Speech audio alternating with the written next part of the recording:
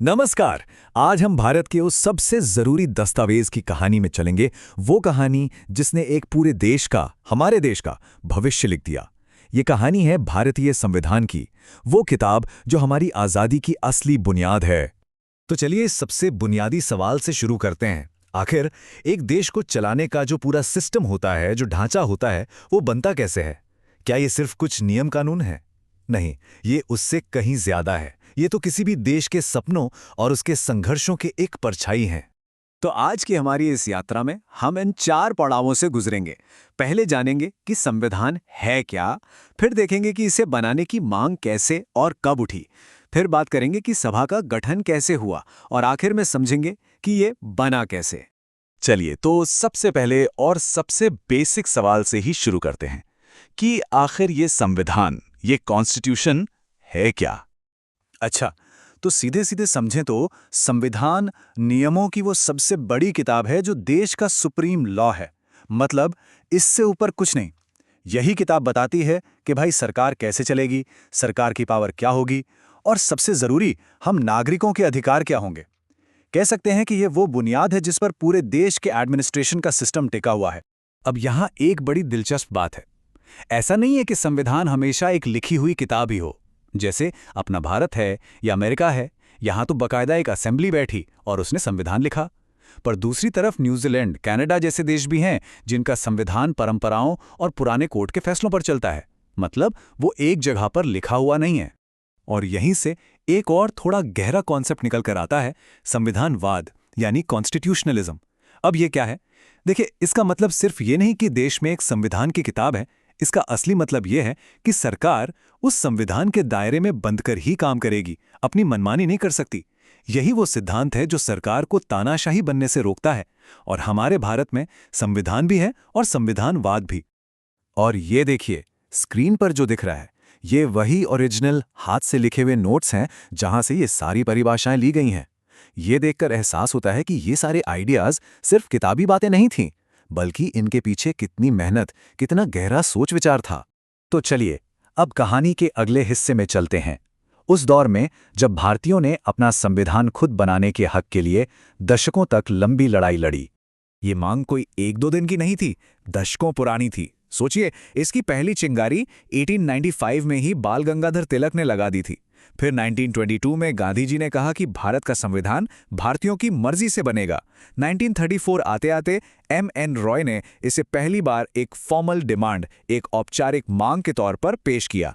और बस ये आवाज साल दर साल और मजबूत होती चली गई, जब तक कि 1946 में कैबिनेट मिशन ने इस सपने को सच करने का रास्ता साफ नहीं कर दिया।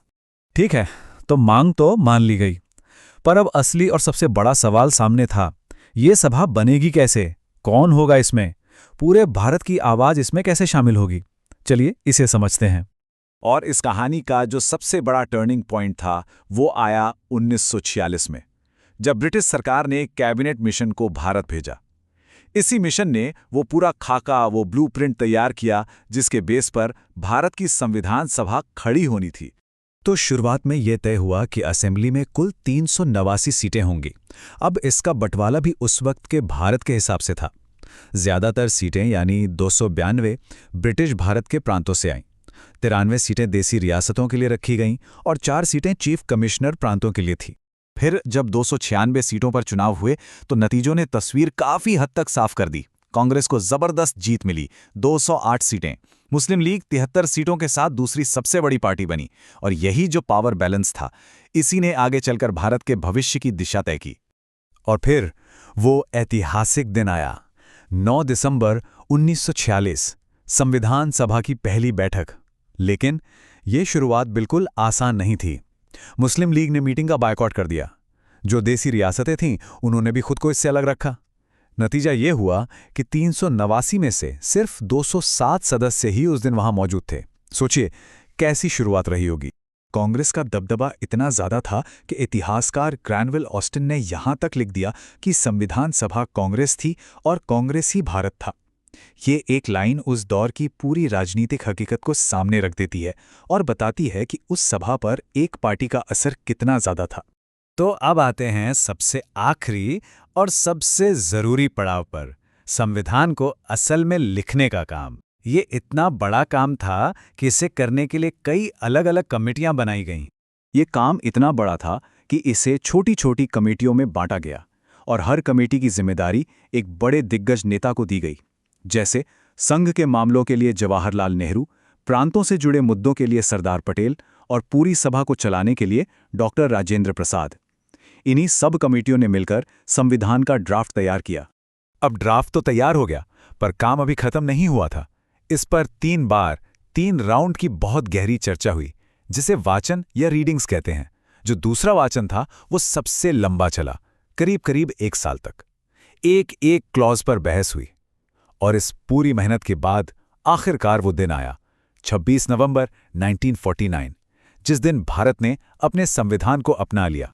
तो आखिर में ये एक सवाल हमारे सामने रह जाता है कि क्या संविधान सिर्फ नियमों की एक किताब है या फिर ये उससे कुछ ज्यादा है? एक जीता जागता डॉक्यूमेंट जिसमें एक देश की आत्मा बसती है, उसके आदर्श बसते हैं और आने वाले कल के सपने भी। इस पर सोचना जरूरी है।